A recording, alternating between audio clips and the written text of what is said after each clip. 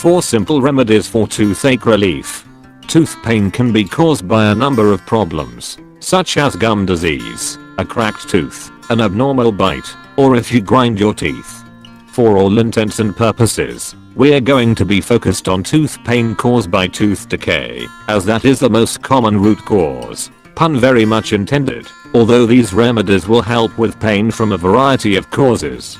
The tooth is made up of 4 layers: enamel, dentin, cementum, and the pulp. Enamel is the hardest substance in the human body, and is highly mineralized and brittle. It makes up the outside of the tooth. Beneath the enamel is dentin, a more flexible supportive tissue that is softer than enamel. Under the dentin is cementum, which is a bone-like substance that is highly specialized and covers the root of a tooth. It is softer than dentin and enamel, and its primary function is to serve as a medium that the periodontal ligaments, essentially specialized tissue that connects the tooth to the jawbone, can attach to the tooth for stability. Finally, we have the pulp, the central part of the tooth filled with soft connective tissue rich in blood vessels and nerves. A cavity is the result of bacteria in the mouth, and its reaction to sugars and starches. As bacteria break down the sugars and starches, sticky plaque filled with acids form over the tooth. If left unchecked, plaque can form tartar, which cannot easily be brushed away. These acids eat away at the tooth enamel, and unless they are reversed, will continue to eat away at the tooth until the pulp becomes infected. It is when the pulp is infected that a root canal becomes necessary to prevent the spread of infection and an abscess. It's important to get to a dentist ASAP to identify the cause before it progresses, but these remedies will help ease the ache until you can. 1. Use cloves. Cloves contain a substance called eugenol, which is a powerful antiseptic and painkiller. Cloves were used by dentists well before modern dentistry developed, and eugenol, in an extracted purified form, is still used today. In fact, it is a main constituent of the stuff a dentist will swab on your gums to numb the area because administering Novocain or lidocaine. While its mechanism of action has yet to be totally understood, despite its prevalence in the dentist's office, it is thought to act on certain pain receptors, blocking them and thus blocking the sensation of pain. 2. Alcohol. Normally I avoid alcohol in my remedies if at all possible, but you know what? Sometimes, it's a great remedy. Especially when it comes to surviving excruciating pain until the dentist is open.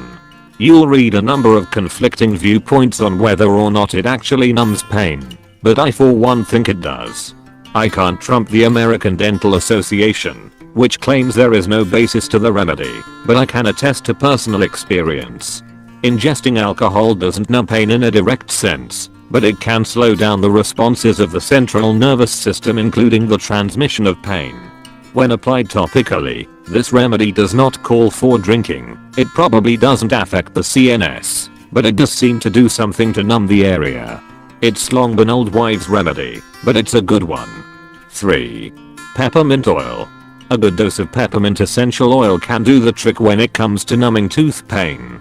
A whopping 3,000 tons of menthol, the naturally occurring constituent in peppermint, are manufactured annually to be used in over-the-counter pain relieving gels, creams, rubs, and sprays.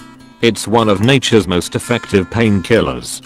A type of molecule known as a ligand, present in the menthol, attaches itself to a protein known as the K-opioid receptor, core. Cores are one of 4 receptors that bind opiate-like compounds in the brain and control the effects of those compounds. Among the effects is the perception of pain. Basically, core agonists are analgesic. Menthol is a core agonist, naturally occurring in mint, which is what makes it such an effective pain blocker. In addition to this, it can desensitize a region through TRPM8, also known as the cold menthol receptor. If you'd like the full name for that, it's transient receptor potential cation channel subfamily M member 8. You can whip that out next time someone brings up anything minty.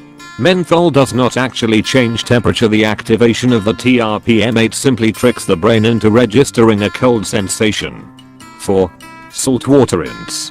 This is a repeat of a remedy in the Everyday Roots book, and it is one worth repeating, as it can really help a sore tooth heal after a procedure, or ease pain before you can get the tooth checked out. To understand it, Here's a very simplified version of what goes down as decay is eating away at your tooth.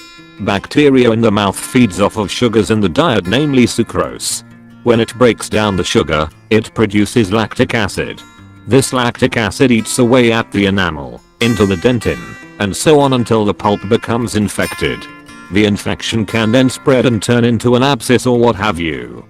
The salt, however, helps to neutralize the lactic acid. This can slow the process of decay significantly, and also relieve pain. The warm salt water will also help contract inflamed tissues as it draws excess fluid out of them, further easing discomfort.